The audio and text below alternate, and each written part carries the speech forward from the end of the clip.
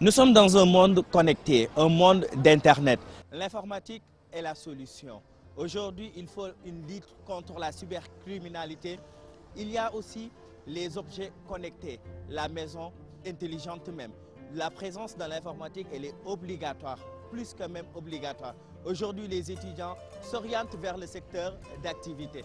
Quelle est la formation adaptée? Comment se passe la formation? Le groupe IPG-ISTI organise une formation nouvelle au métier d'informatique. Une formation sur 3 ans, 2 ans sur Dakar et 1 année à Paris. Comment se passe la formation? Comment est le monde de l'emploi? Mais après la formation, comment intégrer le monde professionnel? Pour avoir plus ample information, ensemble, aujourd'hui, vers la qualification, sera au cœur de la dite formation. Nous sommes au groupe IPG-ISTI. Bienvenue.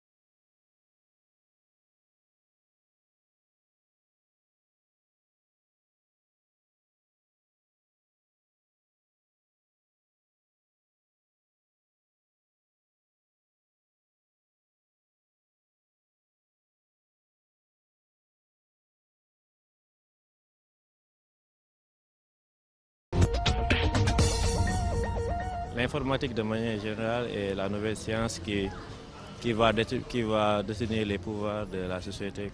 Par exemple, on peut citer que l'informatique c'est un objet qui peut être utilisé par n'importe qui pour dans n'importe quel cas de figure, dans n'importe quelle société. Maintenant, de nos jours, on voit que l'informatique, c'est quelque chose qui est incontournable dans notre société actuellement. Et par exemple, on peut citer dans les domaines que ce soit les établissements, que ce soit la médecine ou bien dans n'importe quel de la comptabilité, qu'importe, il y aura toujours l'informatique qui va interagir, qui va venir là-dessus. Quand on parle d'informatique, c'est un domaine très vaste parce qu'il y a plusieurs démembrements en fait de ce domaine-là. Moi personnellement, je suis dans le domaine de la maintenance informatique et aussi de la maintenance de l'électronique industrielle, puisque l'intitulé de la filière que j'ai faite, c'est informatique électronique industrielle. Alors, je suis plus basé dans le domaine informatique, surtout sur la maintenance. Et en tant que professeur, je donne des cours de maintenance informatique, en fait. Donc, c'est pour permettre aux étudiants qui utilisent l'outil informatique de savoir manipuler cet outil-là, mais surtout de savoir dépanner quand il y a certains problèmes. Et pour ceux-là qui seront dans les entreprises en tant que responsables informatiques, de savoir mettre en place en fait des procédures qui vont permettre à la société ou à l'entreprise de pouvoir avoir un système informatique fiable et en qui fonctionne normalement, quoi, je vais dire. Il y a quelques mois, nous étions en mission en France, où avec un grand groupe français, nous avons France International Graduate School, nous avons noué un partenariat dynamique portant sur les métiers de l'informatique, mais aussi sur les métiers de la transformation digitale. Vous n'êtes pas sans savoir que le monde change et l'Afrique bouge dans le sillage de ce monde-là. Et aujourd'hui, il y a un renouvellement des offres de formation et nous avons, nous, cru devoir, à travers ce partenariat-là, justement, développer tout le périmètre de l'informatique. Hein? Et surtout, la gestion des bases de données, le forage des données, l'entreposage des données, la création de bases et tout ça, les métiers de l'informatique en général, les réseaux multimédia et tout. Nous sommes aujourd'hui engagés à développer un concept nouveau, innovant. 2 ans à Dakar, 1 an en France, pour faire le bachelor. Ça permettra justement non seulement d'offrir un bachelor sanctionné par un diplôme d'État français après 2 années d'études dans notre cycle préparatoire. L'étudiant termine sa formation en France et peut continuer en master. Parce que nous sommes aussi dans la poursuite d'études. Premier contrat, première convention que nous avons signée avec France International Graduate School. Nous avons été accueillis à Paris, à Lyon et à Nantes. Et nous avons justement finalisé, n'est-ce pas, la convention. Et en septembre 2019, de manière innovante et dans la direction du vent, le groupe IPG-ISTI, n'est-ce pas, ouvre des formations, n'est-ce pas, en informatique, en transformation digitale, mais également en poursuite d'études dans les métiers de la gestion. En poursuite d'études aussi, ne l'oublions pas, dans les métiers de la gestion et surtout le périmètre de la gestion. Ça permettra simplement de pouvoir développer, n'est-ce pas, des formations nouvelles, innovantes, mais surtout avec, n'est-ce pas, la collaboration. Et c'est ce que j'appelle moi le dialogue nord-sud en matière de coopération universitaire. Une start-up, c'est juste une entreprise qui est formée pour essayer de percer. Au lieu de faire comme les PME, de venir petit à petit d'avoir des gains constants mais reculants. Une start-up, c'est une entreprise pas comme les autres. Ça veut dire qu'il peut au début ne pas avoir de rentrée d'argent, mais son objectif, c'est d'exploser, de créer un produit qui fait le buzz entre guillemets. C'est ça qu'on appelle une start-up. Maintenant, concernant l'informatisation des données, aujourd'hui, la plupart des start-up visent pour dématérialiser plus les données. Par exemple, on peut citer que, par exemple, comme les hôpitaux et tout ça, mais on a tendance à avancer à ce que les données, on puisse plus donner des données papier tout le temps enregistrées sur des registres, plus numériser ça au niveau des ordinateurs. Maintenant, cette partie-là, mais il y a plus de startups qui sont spécialisées dans ces domaines, par exemple, qui sont spécialisées dans e-santé, qui sont là pour essayer de dématérialiser les données, pour essayer de les mettre le maximum possible, plus de données possibles dans les ordinateurs. En fait, quand on parle des métiers du digital et autres, là, ce sont des applications de l'informatique. Ici, pour ce qui concerne la maintenance, je vais dire entre guillemets, on s'occupe de la mécanique, je vais dire. Donc tout ce qui est entré avec les composants, avec le matériel, avec les logiciels. Parce que quand on parle des métiers du digital, il faut avoir un ordinateur qui soit fonctionnel. C'est avec ça qu'on va faire le travail. C'est avec ça qu'on va se connecter sur Internet. C'est avec ça qu'on va connecter, installer en fait les applications qui vont faire fonctionner ces objets connectés et autres. Donc si le matériel lui-même n'est pas en état de fonctionner, ça veut dire qu'on peut dire au revoir à toutes ces autres applications. Alors nous, principalement, on se charge de faire en sorte que ces appareils-là puissent être en mesure de répondre aux attentes de ceux-là qui vont se spécialiser dans les domaines du digital et dans les autres domaines aussi. Parce que quoi qu'on puisse faire, même si c'est en dehors même de l'informatique, tout autre domaine dans lequel on travaille, on voit que les gens ont besoin d'ordinateurs pour faire les travaux, ont besoin d'applications pour pouvoir effectuer ces différentes tâches. Donc nous, c'est là qu'on vient leur apporter en fait une solution, de sorte qu'à chaque fois qu'ils ont besoin d'effectuer une tâche, que l'appareil qui doit effectuer ces tâches-là soit fonctionnel et disposé à résoudre les différents problèmes. Vous avez parlé d'Internet. Le monde nous réunit. Les réseaux d'ordinateurs sont connectés à travers le monde, mais aussi les métiers changent.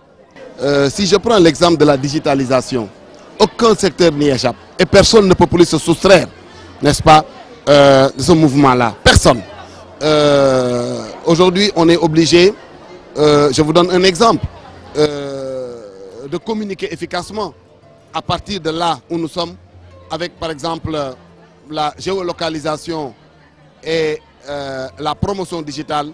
Il est possible, n'est-ce pas, de cibler des zones, de faire la promotion sur les réseaux sociaux et tous les réseaux sociaux, que ce soit Facebook, Instagram, LinkedIn, etc. On peut faire la promotion avec la géolocalisation et atteindre des cibles par le sponsoring. C'est très efficace et nous avons d'ailleurs commencé à le faire. Et ensuite, vous savez qu'aujourd'hui, les réseaux sociaux repositionnent Internet comme le premier média devant la télévision, la radio, l'affichage et autres. Ça veut dire que nous sommes dans la révolution du numérique. Et ne pas comprendre ça, c'est peut-être être néo-analphabète. Et en tout cas, notre groupe, autant nous sommes pionniers dans l'enseignement supérieur, autant également nous nous sentons en tout cas investi de la mission de repenser, de réorienter, n'est-ce pas, nos offres de formation dans le sillage d'ailleurs du monde moderne. Internet aujourd'hui ne peut plus être, rien ne peut être fait en dehors de la digitalisation. Regardez aujourd'hui, la banque se digitalise, les transports se digitalisent, la douane se dématérialise, le monde change, le commerce est devenu électronique. Tu cliques sur une icône, un téléopérateur décroche, etc. Tu es dans le monde, dans le cybermonde, dans le cyber business. On est dans un monde qui change. Tout devient innovation. L'informatique aujourd'hui est gouvernée par la gestion des bases de données, les data mining, data warehouse. Aujourd'hui, on est dans ça, on est dans les réseaux, dans le multimédia. Le monde devient pratiquement un monde subliminal, un monde absolument virtuel. Et c'est pourquoi nous aussi, nous lançons ces bachelors-là, mais en les alignant sur les standards internationaux, ce qu'il faut remarquer. Notre bachelor est aligné sur les standards internationaux parce que nous voulons justement développer des compétences à l'échelle du monde. Voilà ce que moi j'appelle des compétences universelles.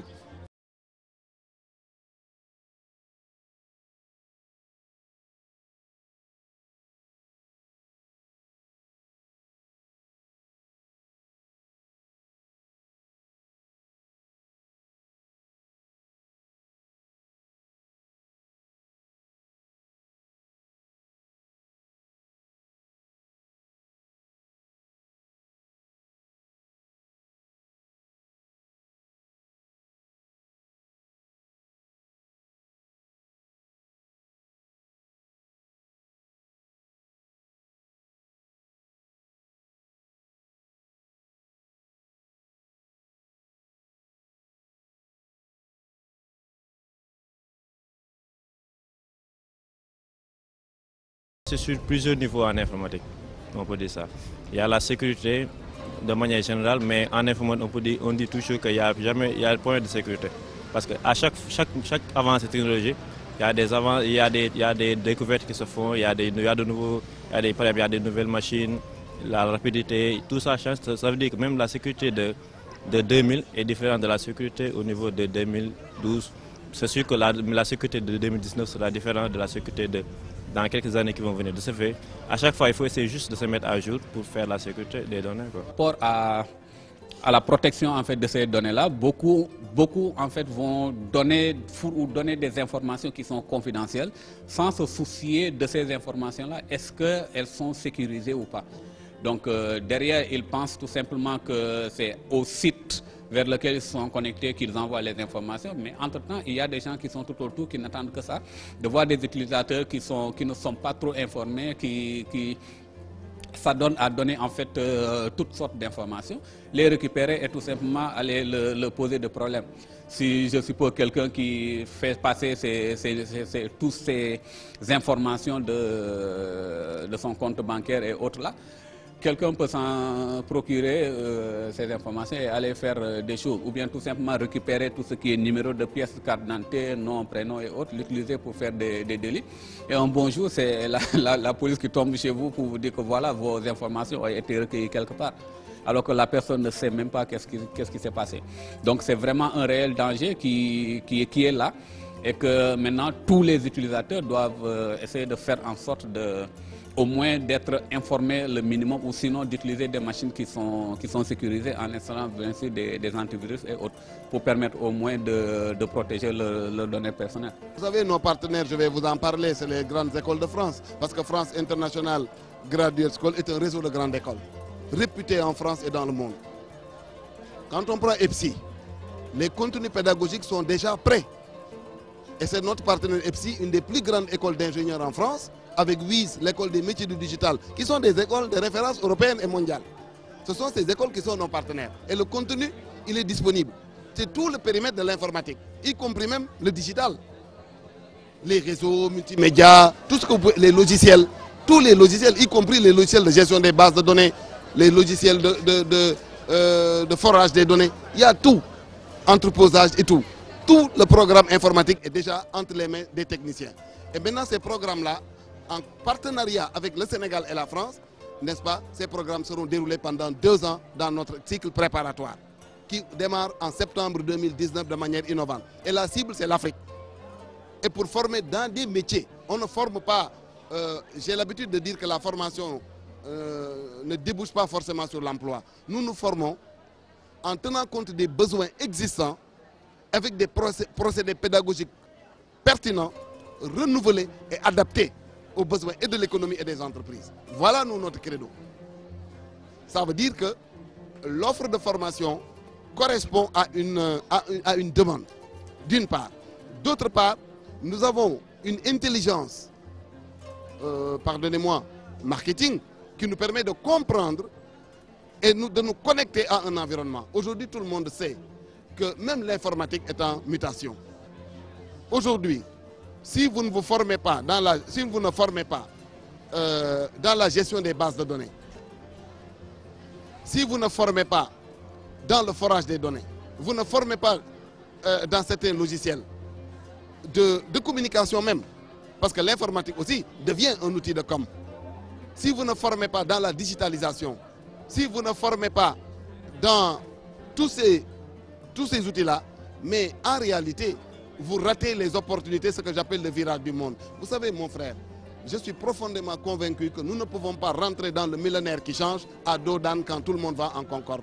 Ça veut dire que nous devons nous réinventer. Et c'est ce que nous sommes en train de faire, nous, groupe IPG, ISTI. Nous sommes en train, n'est-ce pas, de repenser une bonne partie de l'offre de formation, et le partenariat international avec France International Graduate School est une opportunité. C'est une opportunité pour nous de nous inscrire dans ce domaine.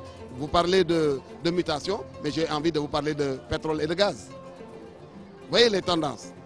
Les tendances de l'économie nous dictent de nouveaux choix de formation. Et c'est ça que j'appelle moi les horizons qui changent, et nous devons nous y adapter. Notre start-up n'est pas directement relié à Gaindé. C'est-à-dire que nous, on dépend de Gaindé pour essayer de se déployer nous-mêmes. C'est Gaindé qui nous aide à savoir comment s'organiser, comment gérer l'entreprise, mais nous aide aussi à avoir des marchés. Et aussi démarcher les grandes structures et avoir les bonnes méthodologies.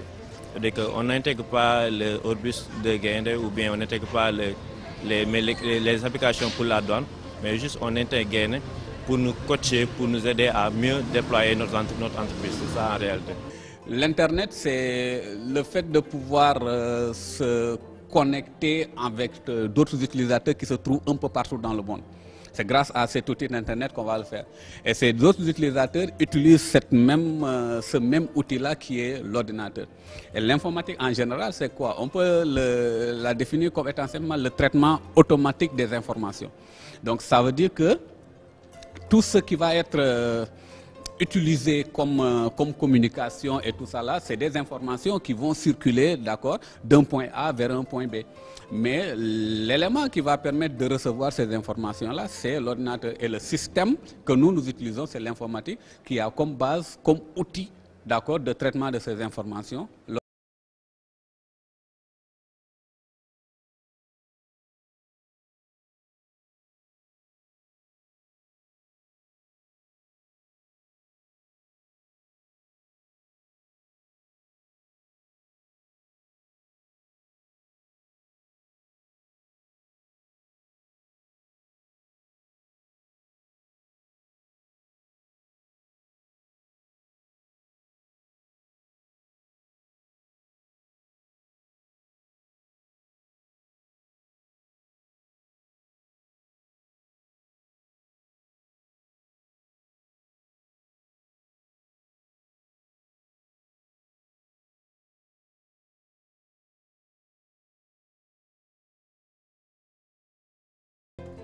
Dans les écoles d'ingénieurs, pour la plupart, nous recherchons des profils scientifiques, des bacs scientifiques, S1, S2, etc. Il se peut que certains bacs qui ne sont pas scientifiques puissent entrer dans ces écoles, ça dépend de l'examen du dossier. Parce que quand l'étudiant est brillant en mathématiques, il peut toujours accéder à ces programmes. La deuxième chose, pour la poursuite d'études en gestion, nous sommes dans les ressources humaines, la communication digitale, le e-commerce, transport logistique, banque, assurance. Nous avons aussi, n'oublions pas, une gamme en gestion, une gamme de formation pour la gestion. Et tout cela nous permet de recruter sur dossier. Il ne s'agit pas de vouloir rentrer pour rentrer. Il y a des critères d'admission. Il y a d'abord l'examen du dossier. Il y a la sélection devant le jury. Ah oui, sélection devant un jury d'admission. Et il y a un test d'anglais, un test de personnalité pour vérifier que la personnalité de l'étudiant est en relation, est en adéquation avec les motivations de formation. Tout cela, n'est-ce pas, c'est le parcours d'admission. Et nous avons un parcours d'admission parce que c'est des écoles prestigieuses. Quand vous allez par exemple dans certaines écoles d'EPSI et de WIS en France, ou bien dans les écoles de gestion, c'est quand même de grandes écoles. Et nous sommes déjà, une communauté de 28 nationalités. Nous avons fait accréditer la plupart de nos diplômes à l'ANAQ-Sup et au CAMES. Ça veut dire que IPG répond, n'est-ce pas, à la crédibilité scientifique, n'est-ce pas, et décline de façon tout à fait avérée, n'est-ce pas, des critères de scientificité. La crédibilité scientifique est extrêmement importante et c'est au cœur de nos choix pédagogiques. Voilà pourquoi nous voulons également nous développer à l'international. Nous avons une demande très forte dans la sous-région Afrique parce que n'oublions pas que cette école-là, c'est une petite nation africaine. Depuis 1981, date de sa création, cette école a formé l'Afrique. Cette école, véritablement, est un carrefour du panafricanisme. Aujourd'hui, 28 nationalités marquent leur confiance et l'école endosse ses exigences de formation. Voilà pourquoi nous croyons devoir aujourd'hui développer la coopération internationale à travers l'école des ingénieurs et l'école des gestionnaires pour justement élargir notre gamme de formation et satisfaire les besoins du marché. Pour toutes les filières, dès que l'étudiant arrive par exemple en première année, ils sont mis en tronc commun. En tronc commun, par exemple, je vais parler de la filière dont je m'occupe. Dès la première année, ils sont en tronc commun avec ceux-là même qui font électromécanique, électrotechnique, froid et climatisation. Maintenant, c'est à partir de la deuxième année que certains vont choisir de faire informatique électronique industrielle, d'autres vont choisir de faire électrotechnique, électromécanique, froid et climatisation. Pour ceux qui vont faire informatique électronique industrielle, on va leur apprendre tout ce qui est en trait avec les métiers de l'informatique et de l'électronique. Donc, dans la formation, ça se passe comment? C'est des cours magistraux, c'est des cours pratiques, c'est des TD que en fait, les professeurs vont s'atteler à donner à ces étudiants-là. Donc chaque étudiant, à la fin de chaque année, aura au moins un minimum nécessaire pour dire que voilà, j'ai appris quelque chose qui me permet même d'être opérationnel sur le marché. Parce que dès la première année même, là, par exemple, vous m'avez trouvé, je viens juste de sortir d'un cours de pré-maintenance. C'est un cours qui apprend aux étudiants les bases de la maintenance informatique. Donc, ils viennent de commencer, c'est leur deuxième semestre actuellement. À partir de la fin de ce deuxième semestre-là, dès qu'on a fini, ils seront en mesure de réparer quelques petites pannes, de pouvoir changer les composants, de pouvoir installer des systèmes d'exploitation, de pouvoir installer des applications et autres. Donc, ne serait-ce qu'avec ce peu-là qu'on les a donné, s'ils sont vraiment assez... s'ils en veulent vraiment, déjà avec ce peu qu'on a, ils peuvent se faire quelques petits sous en poche déjà avec un seul semestre de formation. Sans compter maintenant à partir des autres années où on va entrer dans la maintenance pure et dure. IPG vient de lancer cette année-ci, mais son bachelor en informatique qui permet aux jeunes étudiants qui sont en première année, deuxième année, qui puissent terminer les études, mais au niveau de la France, mais à Lyon précisément. Maintenant, cette formation-là, ça va permettre aux jeunes qui veulent continuer leurs études à l'étranger, qui puissent avoir une double diplômage, qui va leur permettre à ce qu'ils n'auront pas de difficultés pour obtenir les prescriptions qui seront directement automatisées. Parce que s'ils sont dans cette cursus-là, ils seront à 100% mais reçus au niveau de cette université. Oui, en fait, comme c'est quelque chose de nouveau, un nouveau concept qu'on est en train de développer actuellement, c'est permettre aux étudiants d'étudier en France tout en restant ici au Sénégal. C'est-à-dire qu'ils vont faire les 2 premières années de leur formation ici, en suivant en fait le programme habituel, puisque avant on a confronté en fait les programmes que nous disposons aux étudiants par rapport à ceux-là qui sont dispensés là-bas. Donc on s'est rendu compte que nous leur donnions exactement la même chose. Alors comme maintenant c'est devenu cher, par exemple, juste après le bac, d'envoyer son enfant à l'étranger, suivre toute une formation pendant 3 ans, pendant 4 ans, ça peut être lourd quand on voit le coût de l'hébergement, le coût de la formation et tout ça là.